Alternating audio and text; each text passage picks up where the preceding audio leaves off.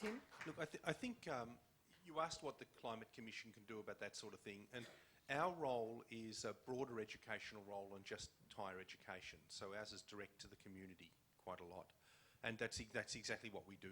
And we try to provide information and create a sort of a calm space, really, for people to reflect on this and gain some knowledge and become better at making the decisions that are required. But it's interesting, what we see when we go to high schools and universities, because we do visit those sort of places as well. Just over lunchtime today, we were at the University of Wollongong and met a lecturer there who had put together a course which brought students of climate science together with people studying law in a really innovative way, a sort of a forum where they were given a problem and a sort of a mock courtroom situation was created, which was tremendously beneficial for both sides. The lawyers learnt about the rigours of science, the scientists learnt a little bit about the social environment that policy is played out in. So there are spires, as you say, of excellence. How you move universities forward, I just don't know. I mean, I've always looked at vice-chancellors and think, if there's ever an example of the monkey riding the elephant, that is it. These huge ramifying institutions with so much autonomy at different levels and so difficult to corral and comprehend. It's an enormously difficult job. But all I can say is that with you, I see the spires of excellence and I tend to encourage them. And I think we all need to do that. Ellen, can I just add something quickly to that? Sure. I think that for reasons I don't quite understand, when it comes to climate change, we raise our expectations higher than others. I mean, I'm an economist. I hear people tell lies about the economy all the time. Anyone interested in public health will have heard the tobacco industry tell lies for a long, long time. I mean, we have actually made policy in Australia, important policy-driven big changes, without 100% consensus, without 100% awareness, without 100% knowledge. Now, I'm not saying for a minute that more education isn't better. I'm not saying for a minute that that if the population understood climate science better, that there would be less room for doubt. But I do think that we have to be careful not to tell ourselves that we can't achieve change until everyone understands, until everyone agrees. That's just not how democracies work.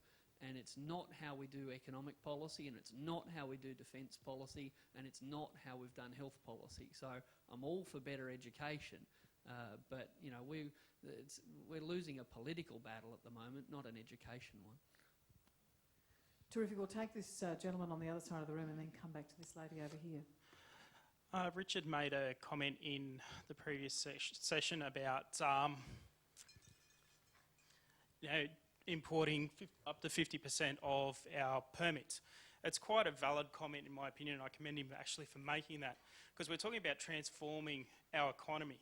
If we're importing permits, some of them from somewhat dubious sources, are we not removing 50% of the potential funding available to do that transformation within the economy?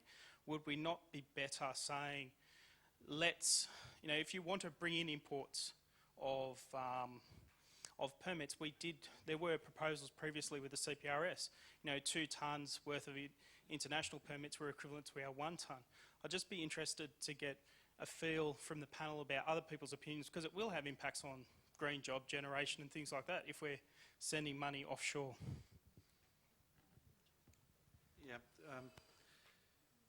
Maybe just make a quick comment on that, because I think in the previous CPRS it morphed into a process where you could actually have 100% offshore, and big business supported that, because if this is a global issue, then you're looking for the lowest cost solution globally, and so that would be a win-win outcome all around, providing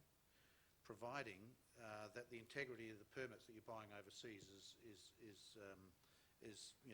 waterproof, and that's that could be an issue going forward. But the Europeans are into that in a large way, and they've done a lot of the heavy lifting already. So there's quite a amount of experience out there amongst the developed world as to how this can work. Of course, if everyone had an emissions trading scheme across the world, then it would be a lot simpler, but we don't have that. But yeah, that's the theory behind it. If you're going for the lowest, if it's a global issue, you should look for global solutions to it. Can There are mechanisms in place for scrutiny of the international permits, and I think that's they're important. And they're important also because they help drive the ambition of the targets as well, that Australia as an economy and as a bigger polluter can take on board. If we had to take all of our reductions here at home, then we'd be having a much more vigorous debate about getting towards 5% reductions, even that. And the reality is we need to do much more, and the reality is that we'll be called on to do much more, I think, to quote Professor Garneau, because the international action will mean that we're looking at 10 to 15% at least, and that will be a different picture in terms of what's happening domestically.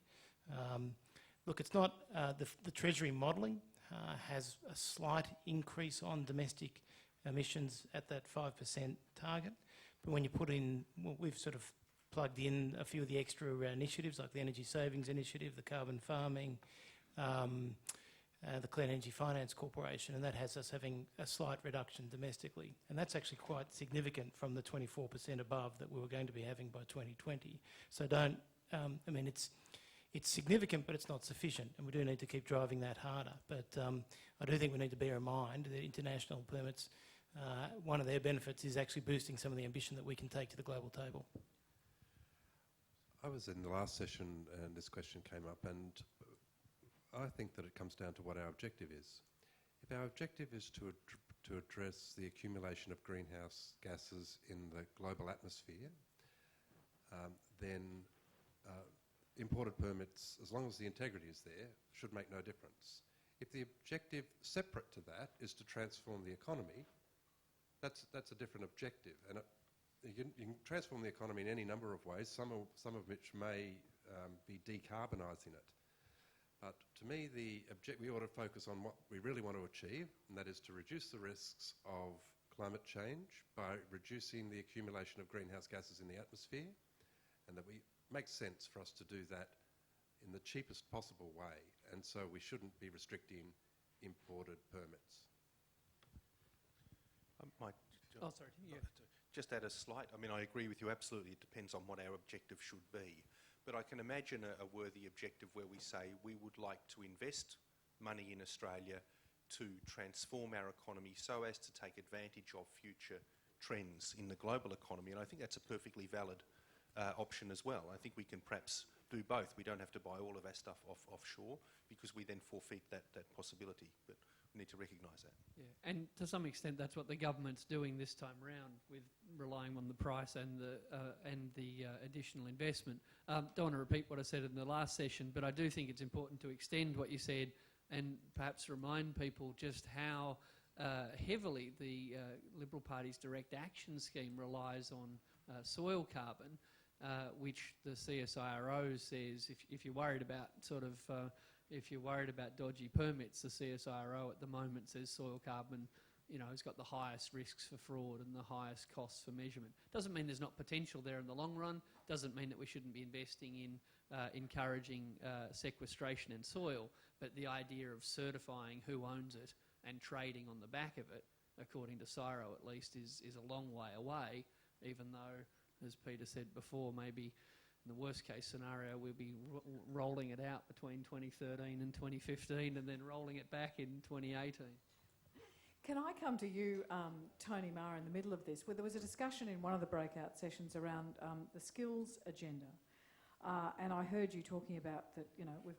This is one of the cracks that Tim Flannery was talking about before. One of the cracks in what we've got going in Australia is that TAFE's under enormous pressure and all the rest of it.